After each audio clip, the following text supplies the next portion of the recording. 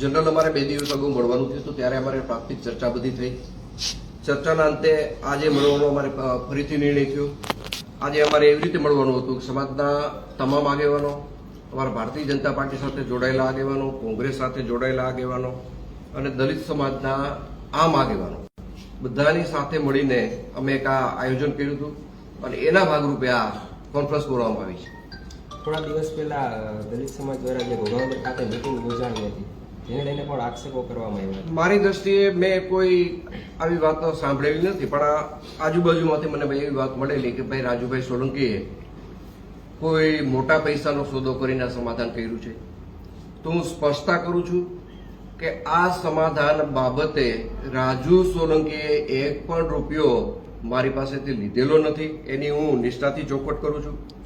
રાજુ સોલંકીએ જરૂર મારી પાસે એક વાત રજૂ કરી છે, પણ એમાં રાજુ સોલંકીનો કોઈ સ્વાર્થ નથી. રાજુ સોલંકીએ મારી પાસે એ વાતનો પ્રસ્તાવ મૂક્યો હતો કે હું અમારા સમાજની ગરીબ દીકરીના સમૂહ લગ્ન કરવા જઈ રહ્યો છું.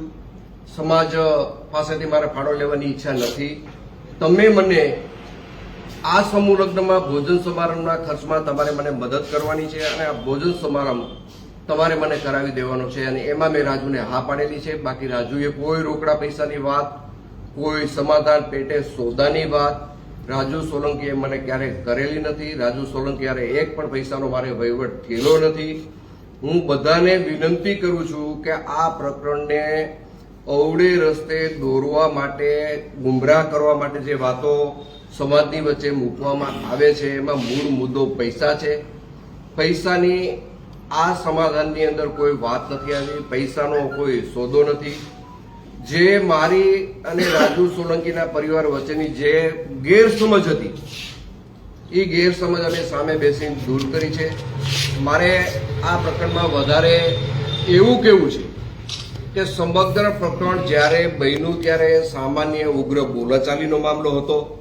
આ મામલો વધીને 2 દિવસમાં બનાવ પછી પૂરો થવાનો હતો, પણ રીબડા અનિરુદ્ધે આખા પ્રકરણને ગેરમાર્ગે દોરવા માટે રાજુ સોલંકીને કાંઈ કીધું, સમાધાનનું કાંઈ વાત કરી, આ તે વાત કરી, પૂરેપૂરા સમાજને ગુમરાહ કરવામાં જો મુખ્ય ફાળો કોઈનો હોય તો રીબડા અનિરુદ્ધનો રહ્યો છે. રાજુ સાથે બેઠા પછી મને ઘણી વાતની ખબર પડી કે આ પ્રકરણમાં રાજુ કંઈ દોષિત છે જ નહીં.